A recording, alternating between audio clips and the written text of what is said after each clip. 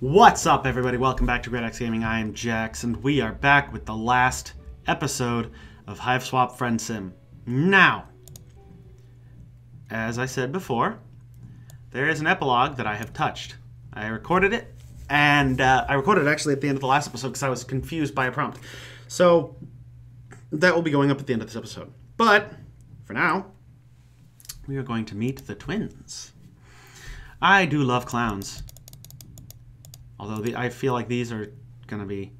They look too cute to not be nightmarish. So, let's go.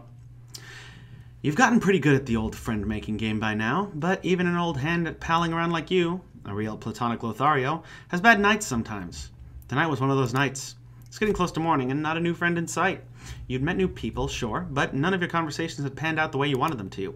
Every interaction had come to a close with your friend count no higher than when you'd started, no matter how many compliments, offers to help, and other tried-and-true friending strategies you'd whipped out.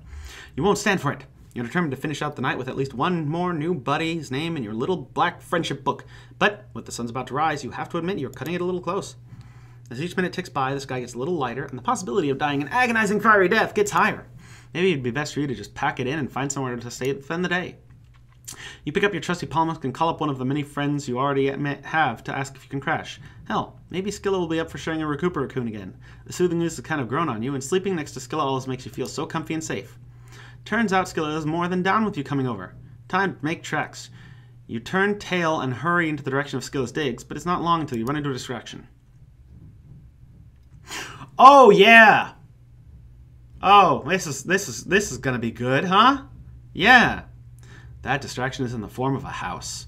It's a dark, crooked thing, hulking close to the ground. Slatted wood walls, sloping roofs, vine clings to it like dust, and cobwebs cling to forgotten things in the attic. Something about it feels off. There's a certain energy that sends shivers up your spine, making your hair stand on end. An instinct deep in your gut is telling you to give it a wide berth. On the other hand, it's shelter. Skilla's place is a ways off yet, while the house is right there in front of you. Could be worth seeing if whoever lives here is willing to put up with you for the day. Alright, let's just... No fucking way. Yeah, no, that's not happening. Didn't you just establish that this place gives you the heaviest of jeebies? Plus, there's always the chance that the inhabitant will cull instead of help you. You're sticking to your original plan, thank you very much. Firmly ignoring the house, you continue on your way. You make good progress for a while. Your map app says you're heading in the right direction, except... Oh, what the fuck? Why are you here again? Did you take us some wrong turn somewhere? Whatever, you're not going to dwell on it. Time is running out and you need to get away from this stupid house pronto. You'll make sure to do it right this time. You'll go left. Okay, you split, breaking into a jog. Scenery flicks past you as you pick up pace, urgency spurring you on. It's getting even lighter, won't be long now. What? You check your palmist again. You're right back where you started, even though just a moment ago the mass GPS put you at a decent distance away. This is ridiculous. There's obviously something weird going on, but the sun's creeping over the horizon. Time's up. There's nothing else for it. You make your way towards the house, even though everything inside you is screaming at you to stay away. Even though with every step you take, your chest tightens and your hands tremble. By the time you reach the door, you're shaking like a leaf. Adrenaline zings through you. You could choke on it. You want to run, but you force yourself to keep moving forward. It's a slow-motion race between you and the sunrise. At this rate, the suns will make it all the way into the sky before you can even knock. You drag yourself the rest of the way, stumbling onto the front step. The door knocker is an intricate yet grotesque thing, an undulating tongue lolling out of a set of sharp teeth all in cast iron. You grab the lumpy end of the tongue and bang it against the door. Nothing. Fuck. You get lucky and the door will be open? Out of options, you reach out and turn the doorknob. You can feel the first licks of sunlight against the back of your neck. Is it just you or is your skin starting to blister? But today's your lucky day. The door opens.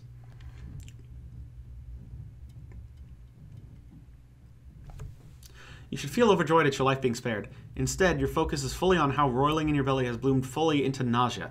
In the distance, inexplicably, is a peal of sirens, an insistent whining noise that only continues to get louder. Hey, Silent Hill. You shouldn't have come here, but it's not like you had another choice. You might as well see what awaits you inside. But as soon as you cross the threshold, the world lurches and you pass out!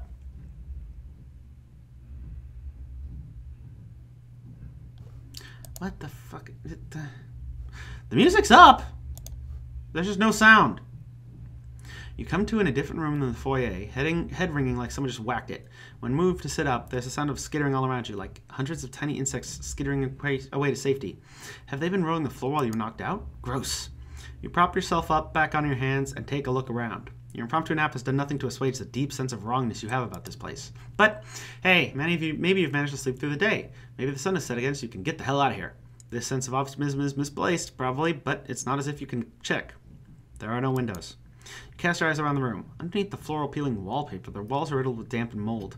And on the other side of the room, an open door, thank fuck. You weren't locked in then. You can go look for somewhere else in this place that might have a goddamn window. Okay, yeah, no, this is not going to end well for me.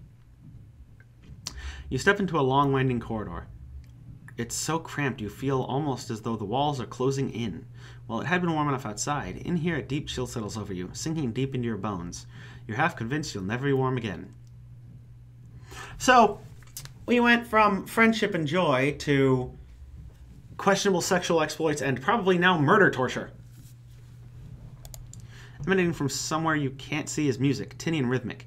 It's soon interrupted by a crackling noise, like someone trying to tune in on the correct station to a radio.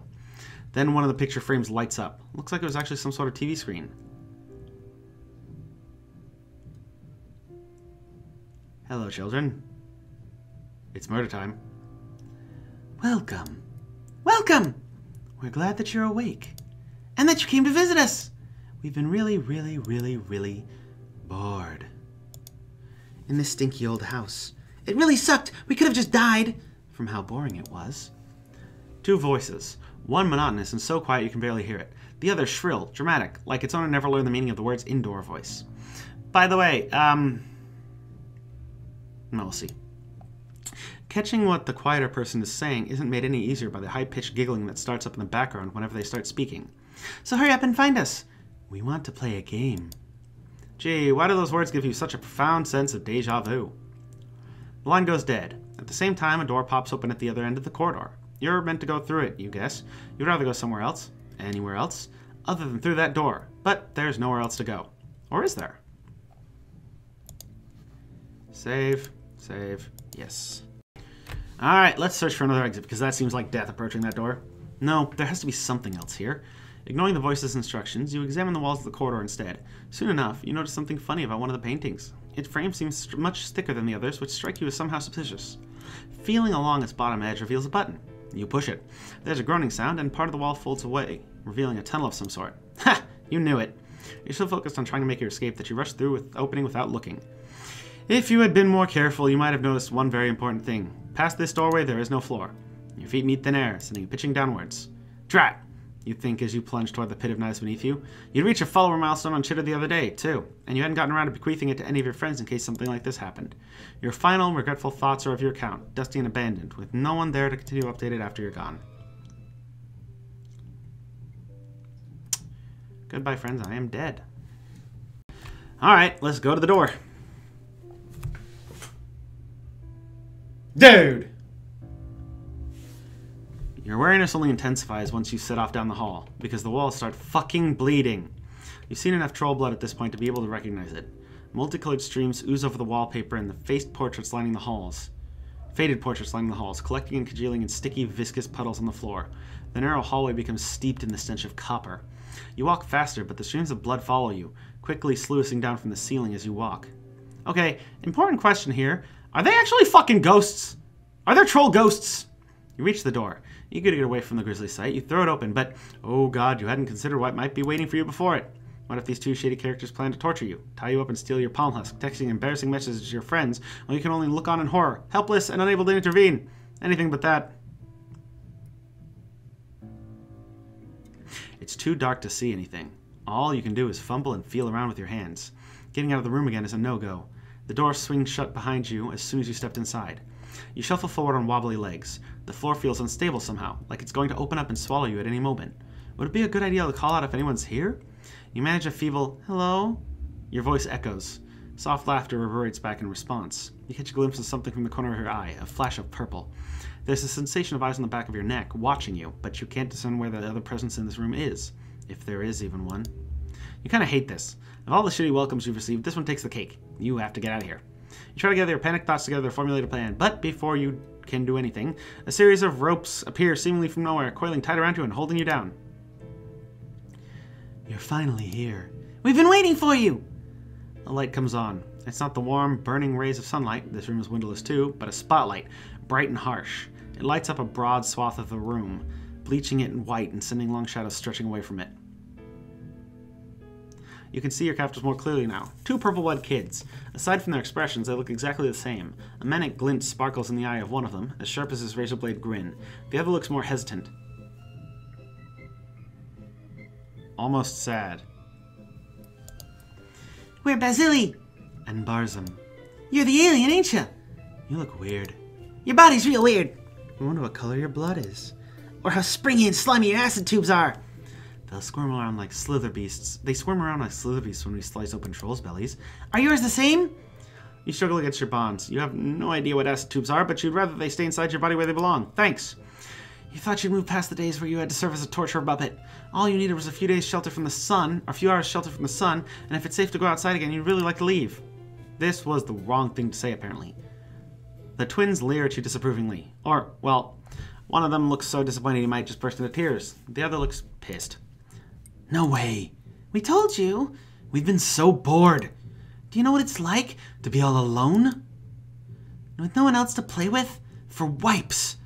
We might have each other. We're never truly alone. That's what makes being us so great. But it's a little difficult to play pranks on someone who always knows what you're thinking and feeling. Wait, you thought Barzum was the quiet one and Basili the loud one. But it looks like Baisley. Barzum and Baisley. But it looks like you were mistaken? Or did they switch? If you weren't faced with the prospect of having your energy yanked out and played with by bloodthirsty children, you might be more puzzled by their statement. As it stands, you have more pressing problems on your mind right now, so their words more or less fly over your head. You squirm harder, even though it doesn't do any good. In fact, it just seems to make the twins madder. Sadder? You settle on smatter. Stop trying to get away. It's always like this. Nobody ever wants to play with us. We hate it. Now hold still. You look at them beseechingly, trying to appear as small and helpless as possible. Maybe it's literal pathetic giving puppy dog eyes to literal children, but you lost track of your own dignity a long time ago. They're not really going to do this, right? A noise starts up. It sounds suspiciously like a chainsaw. And is it just you, or is there the scent of raw meat in the air? Where the hell is it coming from? You continue straining in your bonds, stomach clenching in fear, bile rising at the back of your throat. They're not actually going to hurt you, right? Oh god, oh god, oh god, oh god. You awake, gasping. But you aren't strapped down anymore. You're in the same room that you were in at the beginning. What happened? The room hasn't changed since you've been gone. There's only one way out. You really don't want to step through the door again, but what else can you do? You step through the door. There's that radio crackling again. Welcome. Welcome! We're glad that you're awake. A little greeting goes on just like it had before. A pre-recorded message, maybe? Your heart pounds as you step through the door. You're hoping you'll be able to side up the ropes in time, but instead of getting tied up, you trip forward into a vat of what feels like glue. You are lucky enough to have turned your face away from the stickiness, so your nose is still above the surface and you can breathe. For now, anyway. But you can't move. You're finally here. We've been waiting for you. They're acting like it was the first time all over again. What is this fuckery? Are they messing with you? You met already, mere minutes ago. No, we would have remembered. Meeting a weirdo like you. Stop trying to trick us. Then everything goes black for a third time. And here you are again. Welcome. Welcome! Are you for real? This time you get shoved into a box. You're pretty sure you pass out while you're in the middle of being buried alive. You come to in the room you're beginning to think of as yours yet again. You pass out 5 times. 10. You begin to lose count. You never pass out at the same point during the twin shenanigans, but it inevitably happens, and you always end up right back where you started. The worst part is that while your conversation with twins stays the same, the way they trap you changes. You get trussed up down from the ceiling, dunked into a water tank, scrabbling to get out while your lungs begin to burn from lack of air. Every time you black out before you can die, but you've almost died a dozen of times right now, and it's really starting to stress you out! You have to be stuck in sort of time loop. You see this sort of thing in movies all the time, and everyone knows that movies are the best points of reference for one's actual life. The hero wakes up to the strains of an old pop song playing on the radio and reminisces over their childhood journals, which sends them back in time where they have to stop a crime before it happens, or maybe you were thinking of a different movie. Anyway, your point is that you have to find a way out of the loop. Hopefully you won't have to do anything too wild like stab your past self and then throw your own bloodied corpse out the window. That would really blow. Unfortunately, you can't seem to find any clues indicating what you should do next. You always pass out. The twins are always deciding to play/torture you. They don't seem to be aware that any of this is happening from what you can tell. After around 20 or something or other, you've had it. Enough is enough. You can't take any more of that giggling, any more of that hard damn floor, any more excruciating games. You might not be closer to figuring out what to do, but you have to try something.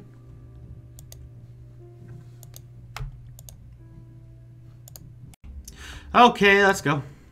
Fuck this. There's one thing you've been doing wrong, appealing to twins to let you go. All they seem to care about is torturing you. Of course, simply asking them for their freedom isn't going to work. You'll do things differently this time. If you want to escape, you'll have to go on the offensive. You wake up again. Disembodied voices, bleeding walls, game, check, check, check. You head towards the twins' room. Stand back! You yell before they can launch into their tirade. You're a weird, scaly alien with weird, scary alien superpowers, and you're not afraid to use them. You switch on your phone's torch app, waving it around. You even attempt an intimidating roar for added effect. The only superpowers you're aware of is your irresistible charm and a set of truly banging games, but they don't need to know that. Your gambit works. They don't cower in fear exactly, but they're bamboozled enough for you to look frantically around the room as much as you can with your paltry light source. There! An air vent with a loose grill. With a desperate yell, you launch yourself up towards it and crawl inside. The twins, finally aware that this is all just an elaborate ruse, start shouting after you. The twins' indignant voices start to fade as you wiggle deeper into the dusty guts of the house. You can't have very long. It's only a matter of time until the diminutive terrors climb into the vents after you. Oh no! Hey, so remember the river and me looking through a bunch of very bad endings and bad circumstances and, well, now I'm inside that vent I mentioned.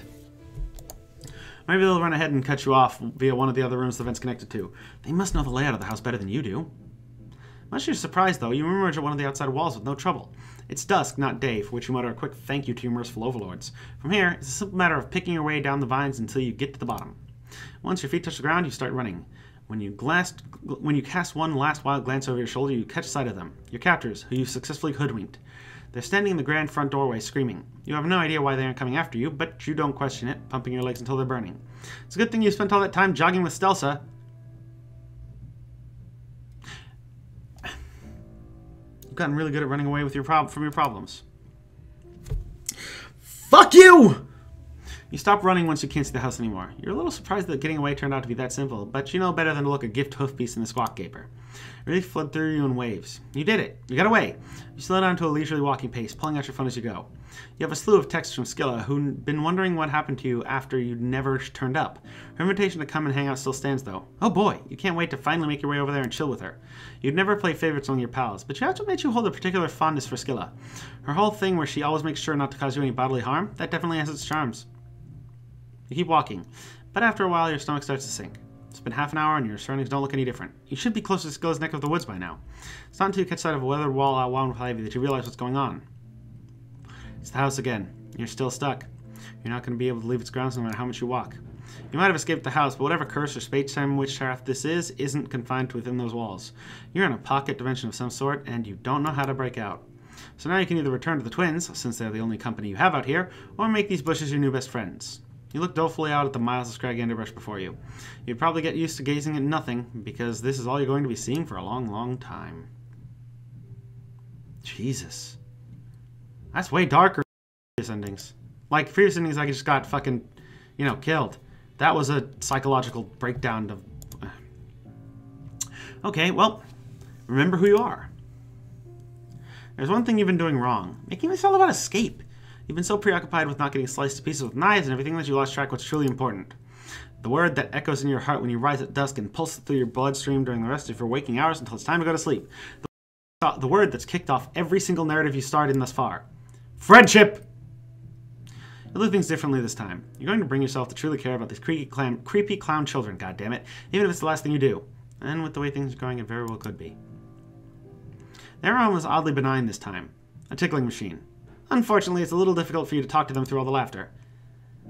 What are those noises they're making? I think they're trying to tell us something. Miraculously, the tickling stops. You wheeze, trying to catch your breath, hoping to God you haven't peed. You've managed not to wet yourself out of fear until now. It'd just be worse to have broken your streak due to laughing too hard.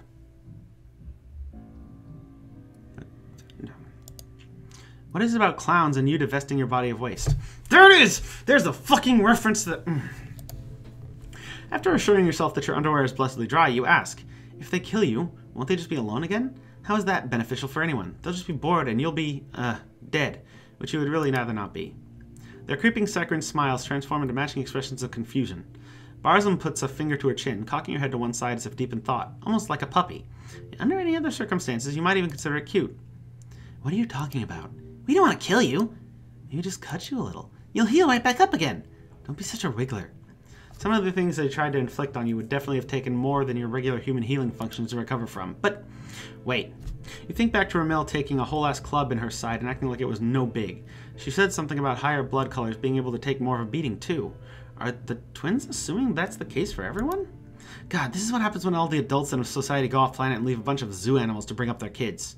Or, well, trolls solve most of their problems by killing each other. You can't discount that either, you suppose. Take a closer look at the twins. There isn't any malice in their faces. The only emotion you can discern is idle curiosity.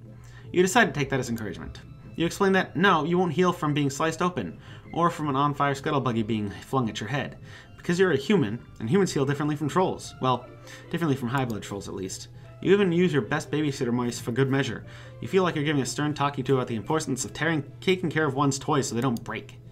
Instead, you propose, why don't you be friends? You can all play together instead of being the subject of their torment. They'll be able to play with you longer that way, too. They give you a strange look. Friends? What's that? Do people not agree to be their playmates very often? No. Usually everyone runs in the other direction. So we have to catch them. Or trick them. That explains a lot. You think you're beginning to understand. If you're down, you can try and show them what you have in mind. They do. They actually free you. You turn all the lights on in the room so you can finally see everything in it. It's bigger than you expected and set up like a circus tent. A wire suspended along the ceiling. A person-sized target board rotates at dizzying speeds across the back wall. Juggling clubs, knives, scarves, and other props are piled across the floor. You recognize a few of the mechanisms they had inflicted upon you before. It's pure chaos. So, what else do they do with all this stuff? They're still staring at you as if they aren't quite sure how to deal with you engaging them voluntarily. You're feeling pretty tentative yourself. The whole interaction seems incredibly precarious. You're afraid that if you make a misstep, you'll end up back in the tickling rack again.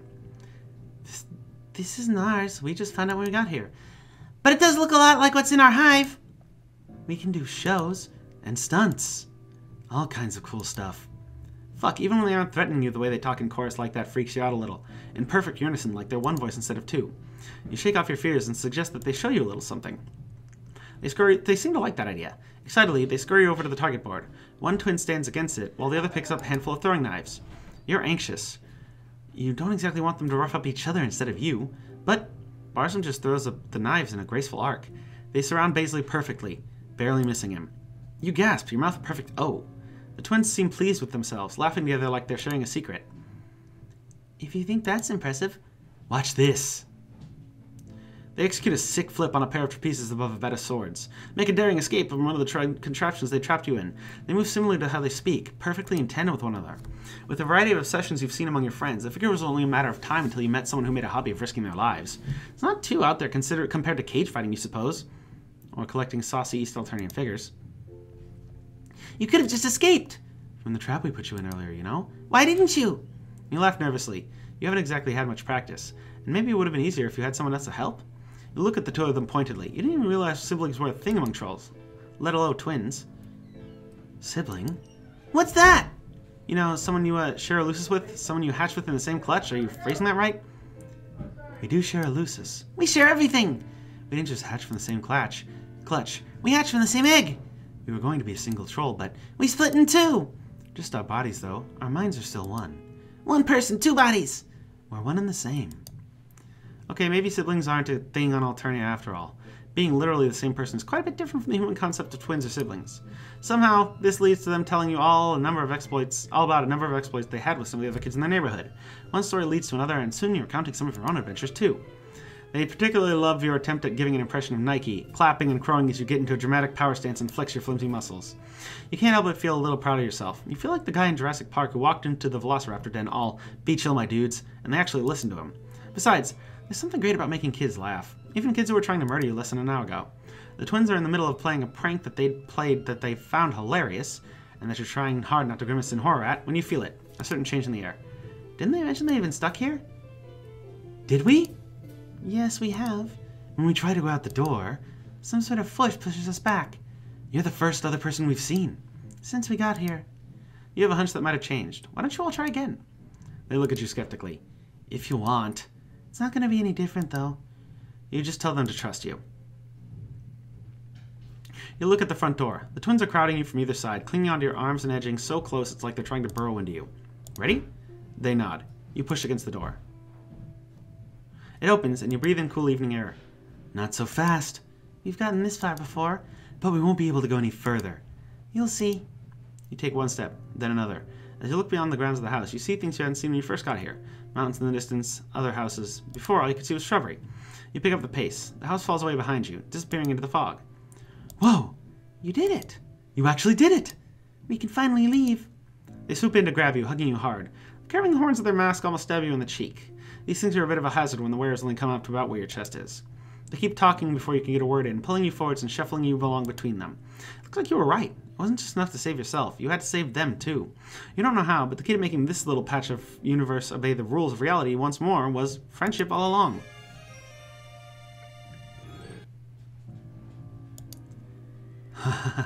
You should have seen your face.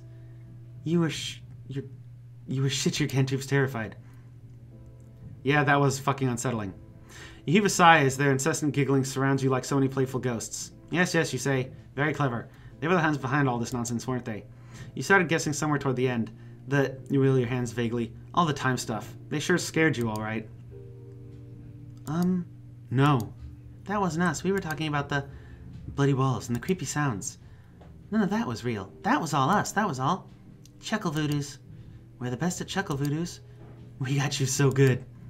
Vilf bounced beside you excitedly. You blink down at them. You have no idea what the heck chuckle voodoos are, but you can only guess that it's some sort of illusionary thing. So they didn't have anything to do with the time messing itself up? Floating in on itself? No. We told you. We've been trying to get out of that stupid house for wipes. Maybe even a perigee. Did you really think that was our hive? Our place is so much cooler than that dump. Is it their actual hive? You have your reservations about that, but you can't find it within you to say no as they eagerly pull along, one twin tugging your hand, the other looping an arm in yours. You look back at the house one last time. You have no clue whether the twins are lying or if they're telling the truth. What really caused what happened here, but right now, you're content enough knowing that you'll never have to see this place again. Really, game? Really? You just gonna do that again? I don't fuck. Okay. Do you want to understand? Well, we're gonna go ahead and hop to what I recorded before the epilogue. Okay, I'm back, and I had a bit. I don't know if I'm being oversensitive or if that was an intentional veiled mockery of certain aspects of certain equality subcultures. I don't know. Either way, it did leave me with a kind of bad taste in my mouth. Shush, phone. But, I don't know. We'll see where the rest of this takes us. Oh. Oh, yes. Do you want to understand? Of course you do. Your sort of preacher always does. You're worn out. Last night was, well, it sure was something. You lived, probably. You learned, definitely. You made choices. You had to. And all this time, here you still are. So after a day of recuperation from ragers and houses of horror, you're out walking the streets of the place you may as well start calling home. You've changed out of your party gear, opting for your old hoodie standby. It fits the mood you're in. You're not really looking to meet anyone new tonight. Well, like, you wouldn't say no, probably, but you're not jonesing for it. Only a little. It's complicated. After an indeterminable amount of minutes of aimless walking, you look around to where you've ended up. You seem to have wandered into a dirt pile. Oh, you know this dirt pile. It's Foster's corpse field. How did you get here, you wonder? You're pretty sure you were just on the other side of the city, with no particular desire to come anywhere near here. It's probably fine. Just your deep, innate bro-honing skills taking over your goddamn body. Just little friendship things. You look around for your pal Foster, peeking down into a few of the deeper holes. You might as well say hello since you're here and all. Holy shit. That again? Curiosity killed the cat, but you've definitely got more than 9 lives, so you shrug and slide, not gracefully, down to the shiny hole. Fozer's nowhere to be found, but there is a window down here. It's almost completely unearthed, and it doesn't take much effort to free it the rest of the way. At first you think it might be some cool new trash you can make art with, but when you look closer you consider. There's a whole ass room you can see through the pane of glass lying at your feet. That's weird. Weirdness isn't typically a deterrent for you, but usually at least there's some causational coherence. Doors are in walls surround rooms. You aren't used to finding parlors and ditches. Is there a latch or something? Should you do a polite little knock? There might be friends in there. Damn, you could really go for some friends right now. Is there a protocol for approaching ditch window? Allow me to stop you there. I am a timeless being of the void, but even my patience has limits. Fun is fun, but this frivolous navel-gazing is no longer necessary. Come in from behind the shadow of that narrative text. It's so very hard to see your face. You aren't sure where you are, and it's unsurprisingly a little nerve-wracking. You look over your shoulder at the window. You guess you just fucking came on through. The alternating sky is framed by the edge of your dirt hole, and the knot in your stomach loosens a bit. Hopefully that means this is a two-way portal. You turn to look at your surroundings and... Fucker! Oh, there's someone here. The guy you just heard, you assume. He doesn't look like any of the other aliens you've met. Oh, I'm not an alien, or no more than any of us are alien to each other. In fact, nothing is alien to me. The root concept behind that term is alienation, being forced from that which is natural. Nothing is unnatural to me. I look upon all realities as equally inviting and approachable. It's you, my dear, who are out of place. I could see that even if I was not omniscient, which I am. Okay, so not an alien, with no horns or a cast sign, though he's definitely not a troll. Whoever he is, he seems to be white, just really white and round, and his outfit is admittedly kind of dope.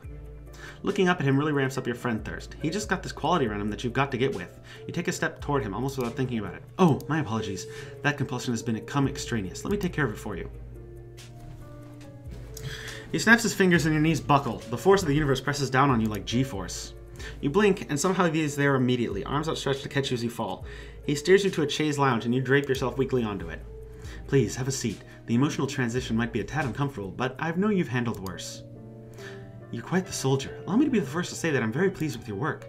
I knew exactly what you were going to do, of course, and most of your work was, in fact, my work. Regardless, congratulations are in order. What's this guy talking about? Your work? You try to parse what he's saying, but your body is still shaking from whatever he did to you, and it's hard to think in here. You suddenly sharply don't feel friendly toward him at all anymore, or toward anyone. The void left by that feeling is a freshly gaping horror. It's like who you thought you were caved in itself, a black hole of personality eating up your body from the inside. Together. He seems like he means business. This is no time to lose it, no matter if your sense of self is shattering. When you truly reflect on yourself, you surely can't with any honesty claim to believe any of this was your own making. Crash landing on a hostile alien world, surviving the impact, dragging around a half-broken body and somehow not immediately being eaten by the local fauna. Did you learn an alien language just by thinking about it very, very hard? Right.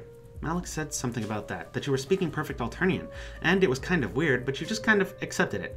For no good reason. That's your whole deal. You have friends accepted all your quirks. That's what friends do. You say it to convince yourself as much to prove it to him. So many trolls, so many fascinating aliens, and all of them wanted to know you. Do you really think you managed that on your old laurels? Were they all drawn to an indefinable something, je ne sais quoi? Well, yeah, you had this whole emotional arc. You got self-confidence, you grew as a person, helped others grow. The white text guy doesn't make expressions, but you get the feeling he's looking at you pityingly. I find you sweet, honestly, I do. I don't intend to cause emotional injury, I'm just telling you the truth. I never lie, you'll find. It isn't like you don't have admirable qualities of your own, of course. You have made quite the valuable vessel for me, and I appreciate that very much. I could not have done it without you. I'm only joking. I could have done it without you. It is just infinitely fun to do these things together, is it not? What things? What did he do? What did you do? You hope you didn't do something that would fuck over all your friends. Though, when you try to think about them now, the bonds you felt before come up all twisted. Without the artificial friendship drive he'd given you pushing you forward, you're not even sure what those memories are supposed to feel like. You close your eyes and breathe. You try to remember the way Polypa touched your face after you had touched hers, her claws trailing down your cheek. How Theseus slept, trusting as you kept watch. How Tagorak gave you a chance when he saw something in you that you didn't even see in yourself. How, not that long ago, you got the chitter handle of an extremely friendly jade blood boy. No, I didn't. Those moments are like the memory of warmth to you now. Capillary, cold, and out of reach. Was all of that nothing? Your heart is a chasm. Don't worry so much about it. I simply needed some dots connected, some piece in place for my next move. Choose whichever metaphor suits you. Whichever way you frame it, because of you, everyone will soon be in the right place. Shit, what have you done? Your head starts to spin and you think you might cry, so you pull your hood up over your head to block out the harsh green of the room.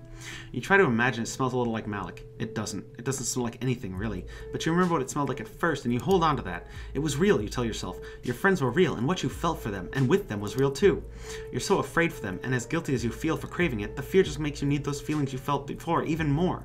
You're clawing desperately for the euphoria of caring, of being cared for. Who cares if your hand was forced? You felt it, and it still matters. You remember how you felt watching Chixie perform, bathed in light and righteous anger, and also how you drunkenly commiserated with her later when... No, that's not right, that didn't happen, except you still remember how hungover you were the next day. Just when you start making sense of things, the whole fucking world shifts under your feet again. You just can't keep up with all this moving real estate in your brain. Ah, yes, all of the resets. Annoying, but necessary. You are just indescribably bad at keeping yourself alive and in one piece, and you weren't quite as adept as befriending aliens to start out with. My intervention was necessary to keep you on the right path. Time and space mean very little to me, but I had to move quickly and, again, repeatedly. Swipe some incriminating note-taking here, befriend an impressionable young upstart there, anger a koala-bear, inspire some bandits, you know how it is. You have to throw the temporal spaghetti at the wall to see what sticks. I'm sure if you look back, you will be able to see traces of my deft touch. so a few memories may have slipped through the cracks here and there. Timelines tends to collapse in on each other if you aren't careful. Your ability to mentally withstand such an event is so often is a testament to my acumen in choosing you for this task. You even almost caught on a few times, which I must say I was not expecting. You almost listened to the silly little girl who liked to dress up in big coats and cause me trouble. And, as always, some bystanders end up caught in the crossfire. The one with the shovel, for instance. I doubt his mind will ever be the same. A pity. Now, you want to know the worst part about this? Either Doc Scratch has already been killed, in which case something weird is going on, or this is before Doc Scratch gets killed in the main canon, which I believe is the case. I believe this is before the main canon of Homestuck, in which case I don't get to kill him. But I want to! You sit up straighter and clench your hands into fists. Over the course of his pompous monologuing, you move past fear and grief and onto deep, globe-chafing rage. How dare you do this to your mind, to your friends' lives? What was so important that one white orb asshole had to fuck with the destinies of everyone you've grown to care about? Sorry about that, I was summoned away again. There are answers out there, and so you demand them. Adorable. Yikes. You shift from the chaise lounge just so to better hide your famous legs from this creepy round fucker. Oh, calm down. All of you and your adherence to societal expectations and archetypes. Perhaps one day you could just learn to take a compliment. Besides, I was being condescending, so you demand answers. He sighs theatrically. You aren't sure where he's coming from. You don't even have a mouth. How is he even talking? How the fuck does anything work at all? I knew you would, but I find explaining myself incredibly tedious. Suffice it to say, I am a man with many boards and fields of play, and although there are countless ways to move the players around the boards, some are doubtlessly more entertaining than others. You are simply one pawn among many. I won't bore you with the details. Doubtless you are aware of the greater contextual framework of this story. The hell you are? You aren't aware of jack shit. Your head is full of question marks. Oh, of course. How thoughtless of me. See, yet another unfortunate side effect of the limitless conversing with the narratively limited. He taps the thumb and forefinger to his orb. Perhaps it would suit you better to understand gradually. And when I say gradually, please understand that I mean it. You won't be leaving. But yes, I do believe this will clarify some things for you. This way, please. He opens the door and gestures inside. There's a light coming from in there, but it still gives off the vibe of a dark closet door in an unfamiliar bedroom at 3 a.m. You're afraid, yeah, but you want to understand even more. You stand up and take a step, conscious of the movement of the muscles in your legs. With the rosy sheen of your friendship hypnosis or whatever the fuck he did to you gone, the sensation of moving your own body feels heightened, important, yours. There's probably a version of you that would try to turn him down, or that would fight, or run, or take a nap on a surprisingly comfortable piece of antique furniture. You even consider rushing back to say goodbye to somebody. Anybody, at least. But you know there isn't time to click through all that bullshit. Those tributaries flicker in your mental periphery, so tangible you can almost see yourself choosing one, but you pull your focus back to the present and look him right in the orb. You'll just have to trust they remember you, because the you've become after this journey, after all this friendship and growth and death and time, that you need to understand. You owe it to your dear friends, but even more, you owe it to yourself. You found your river, and you're going to see where it leads. So you follow him. Sit here, please. In the interest of expediency, I will leave you to your own devices while I go deal with an unexpected but entirely unwanted guest. It shouldn't be too hard to parse out the truth on your own. All you need to do is read a brief webcomic. Are you fucking kidding? Oh my god, you motherfucker. It pops up, Homestuck. It popped up Homestuck in a browser window. Which,